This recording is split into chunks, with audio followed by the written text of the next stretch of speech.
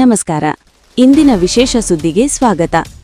ಬೆಂಗಳೂರಿನ ಹೆಸರಾಂತ ಸಮಾಜ ಸೇವಕರು ಹಾಗೂ ಜನಾನುರಾಗಿ ವ್ಯಕ್ತಿತ್ವದ ಶ್ರೀ ಎಂ ವೆಂಕಟೇಶ್ ಮೂರ್ತಿಯವರ ಜನ್ಮದಿನವನ್ನು ಇಂದು ಅವರ ಅಭಿಮಾನಿಗಳು ಮತ್ತು ಹಿತೈಷಿಗಳು ಅತ್ಯಂತ ಸಡಗರದಿಂದ ಆಚರಿಸುತ್ತಿದ್ದಾರೆ.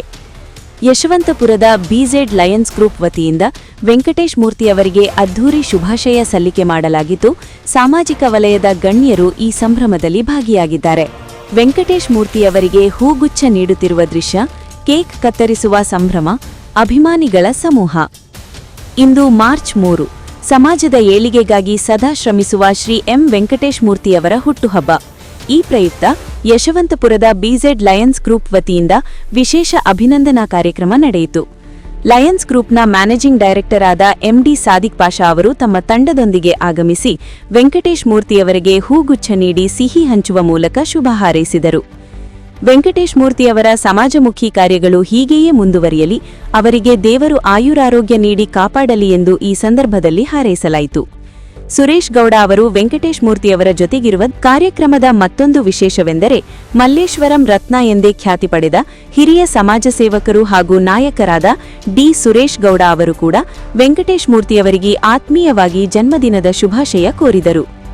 ಮಲ್ಲೇಶ್ವರಂ ಮತ್ತು ಯಶವಂತಪುರ ಭಾಗದ ಪ್ರಮುಖ ಮುಖಂಡರು ಹಾಗೂ ನೂರಾರು ಅಭಿಮಾನಿಗರು ತಮ್ಮ ನೆಚ್ಚಿನ ನಾಯಕನಿಗೆ ಶುಭ ಕೋರಲು ಸಾಲುಗಟ್ಟಿ ನಿಂತಿದ್ದ ದೃಶ್ಯ ಕಂಡುಬಂತು.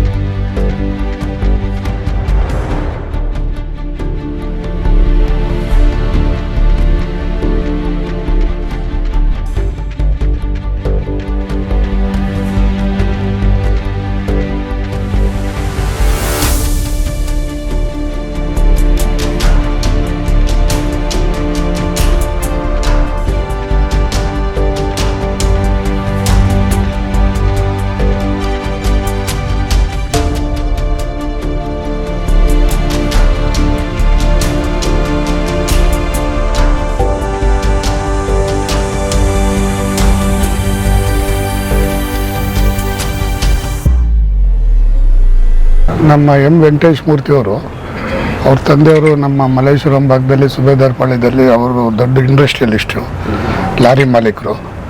ಅವರು ಮಗವರು ಇವರು. ದೇವರು ಅವರಿಗೆ ಆಯುಸ್ಸು ಆರೋಗ್ಯ ಕೊಟ್ಟು ಕಾಪಾಡಿ ವೆಂಕಟೇಶ್ ಮೂರ್ತಿಯವರು ಅವರು ಇರೋರು ನಾವು ನೋಡಿದಾಗಿಂದ ಅವರು ಎಷ್ಟು ಜನಕ್ಕೆ ಬಡವರಿಗೆ ಬಗ್ಗರಿಗೆ ಸಹಾಯ ಮಾಡಿದ್ದಾರೆ ಅಂದರೆ ಹೇಳೋಕ್ಕೆ ಸಾಧ್ಯ ಇಲ್ಲ. ಅಷ್ಟು ಒಳ್ಳೆಯ ಸೇವೆ ಮಾಡಿದ್ದಾರೆ. ಅವರು ಯಾವತ್ತೂ ರಾಜಕಾರಣ ಆಸೆ ಇಟ್ಕೊಂಡು ಮಾಡಿದವರಲ್ಲ.